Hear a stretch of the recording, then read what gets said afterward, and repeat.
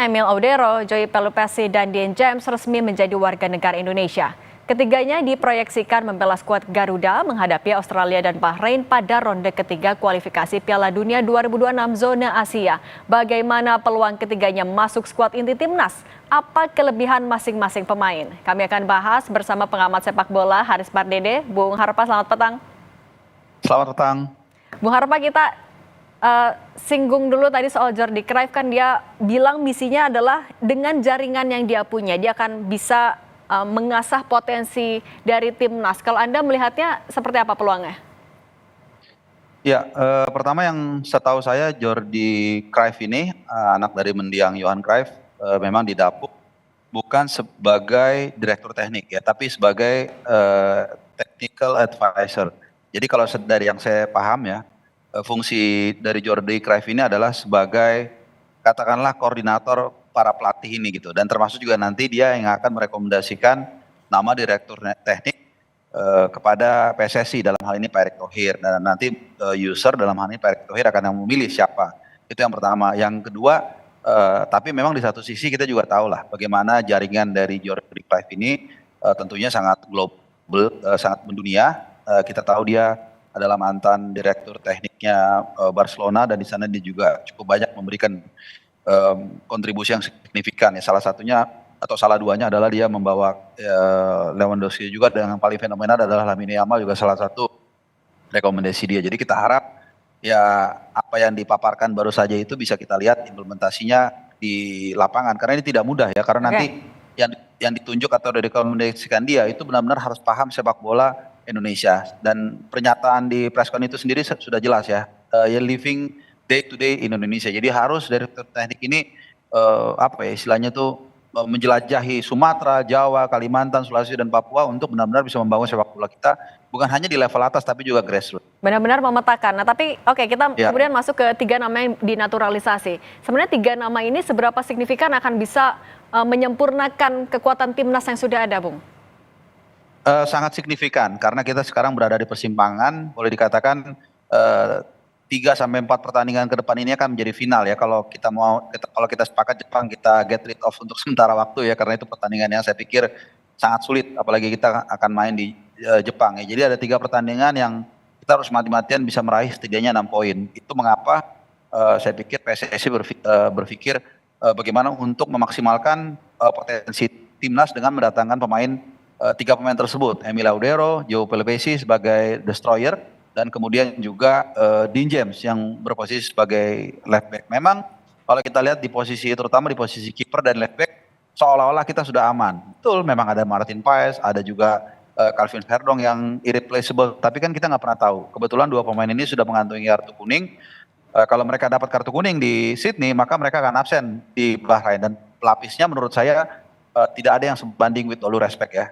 Martin Paes di bawah deputinya nanti ya, kalau nggak ada Emil Audero kan agak jauh lah levelnya. Demikian juga di sisi kiri ya, Sen Patinama itu nggak terlalu inti di ASU. Jadi ini lebih kepada untuk mitigasi kalau ada terjadi cedera ataupun kartu kuning. Dan satu lagi Joey Pelupesi, di posisi tersebut kita sebenarnya juga sama nih, agak kering. Hanya ada Nathan Choaon, tapi Nathan memang sangat struggling di klubnya di Swansea, tidak mendapatkan minute sama sekali dari bulan Agustus. Dan Patrick Kluivert perlu seorang destroyer, dan itu ada dalam diri seorang Joey Pelupesi. Artinya dengan menambah amunisi baru itu, target 4 poin di 2 laga pertama Australia dan juga Bahrain itu adalah target yang realistis?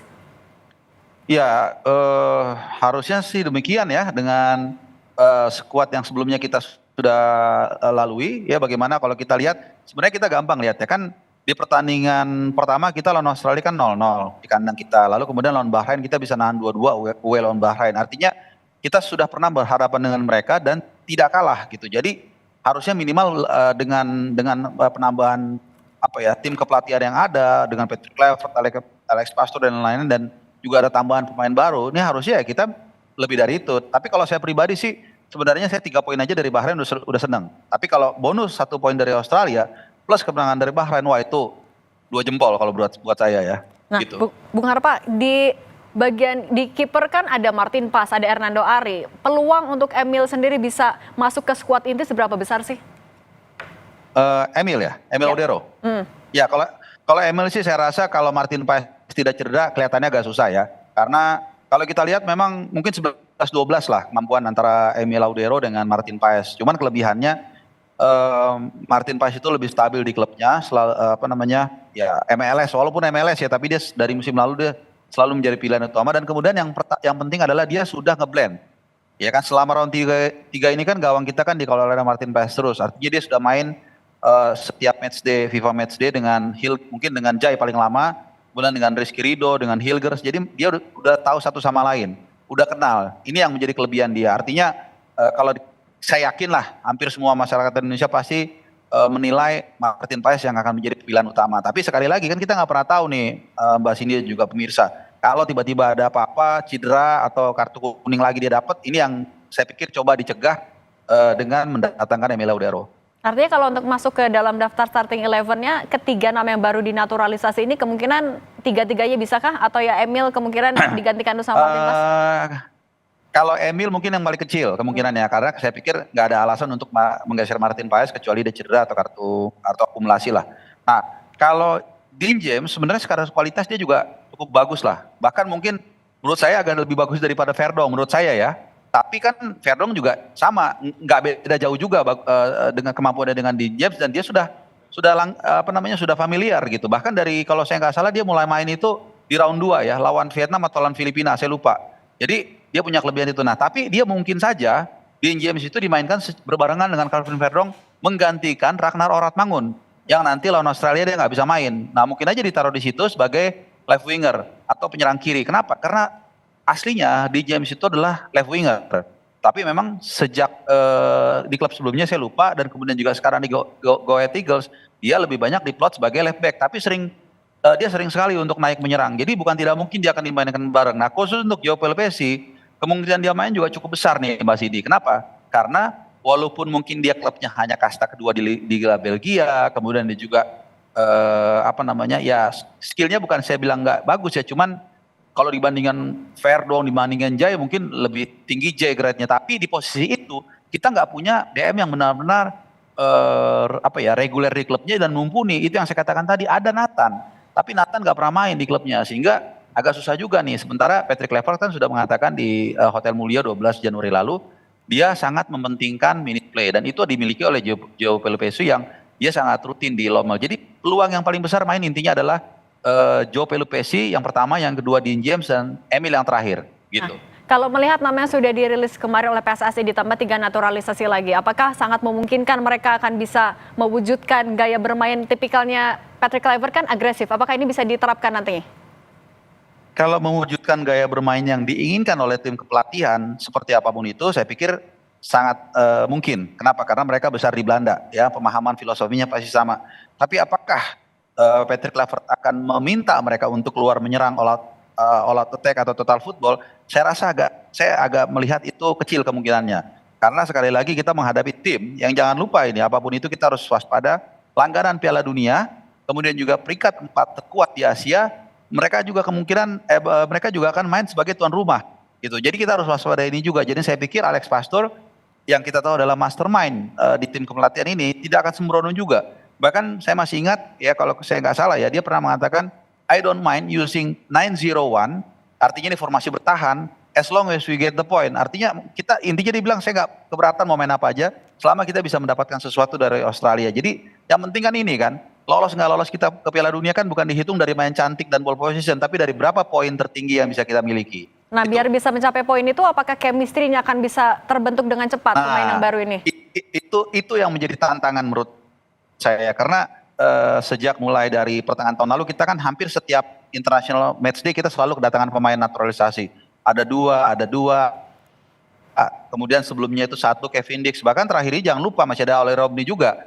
Jadi ada 4 pemain baru yang belum pernah sekalipun main bersama tim nasional kita, dan mungkin nanti akan sampai di Sydney H-3, H-4 yang baru di situ mereka akan saling mengenal satu sama lain. Betul, sebelumnya memang mereka sudah pasti berkomunikasi dengan pelatih dan lain-lain, tapi namanya permainan tim, komunikasi itu pasti perlu juga chemistry, perlu juga bonding. Ini mungkin yang akan menjadi tantangan dari 4 pemain, bahkan Kevin Dix juga. Karena Kevin Dix itu pas November itu waktu lawan Jepang, dia hanya main 30 menitan. Kemudian cedera, ditarik keluar, udah nggak main lagi. Jadi ya kita akan lihat, mudah-mudahan dalam waktu singkat Patrick Kluivert dan kawan-kawan bisa memaksimalkan waktu yang sempit itu untuk bisa menciptakan chemistry di antara para pemain. Artinya kira-kira harus apa nih Patrick Kluivert untuk bisa menggabungkan timnya, tidak hanya dari chemistry tapi juga bisa memastikan secara fisik maupun juga mental dari timnas ini juga mumpuni untuk melawan Australia dan juga Bahrain? Ya, yang pasti Patrick Kluivert dan kawan-kawan dan timnya itu harus benar-benar memahami semua jeroan dari pemain yang akan dipasang, terutama yang baru bergabung. Ya, saya pikir kalau Kejai, Martin Paes, bahkan juga Hilgers, kemudian Sandy Walsh kalau memang nanti dia cedera dia akan dipasangkan Sandy Walsh, kemudian kiri Verdong, Om Hai, Ivar Jenner, mungkin Marcelino. Jadi 7 sampai 8 pemain ini mungkin udah gak ada masalah nih. Udahlah, udah tutup mata. Nah, sekitar 3 atau 4 ini yang mungkin benar-benar harus diracik dengan baik. Jadi kayak Joao Pelupessy misalnya, oke, kita butuh nih pemain seperti dia, tapi apakah dia fit? Apakah dia kelihatannya sudah langsung tune in, nanti ketika mungkin ada 2 hari latihan, disitulah nanti golden time yang harus benar-benar dimanfaatkan oleh Patrick Kluivert, terutama juga Alex Pastoor. Mata mereka sebagai pelatih berpengalaman bisa nggak ngelihat pemain dalam waktu singkat, ya walaupun mereka sudah komunikasi, saya yakin banget ini, tapi apakah dia bisa dalam waktu singkat melihat, oh pemain ini siap untuk bertempur dalam waktu 3 hari sejak ketemu, atau enggak. Nah itu yang akan menjadi ujian pelatih baru yang didatangkan oleh PSSI. Gitu. Oke, Bung Harpa, artinya merangkum lagi prediksi Anda ketika Indonesia melawan Australia dan juga Bahrain, poin yang bisa diraup berapa? Saya nggak muluk-muluk Mbak Sidi, 1 poin. Dari Australia, kalau Bahrain bisa 3? Bahrain wajib 3, nah itu. Gitu. Oke, baik. Bung Harpa, terima kasih sudah berbagi di Kompas Petang, sehat selalu. Iya, sama-sama.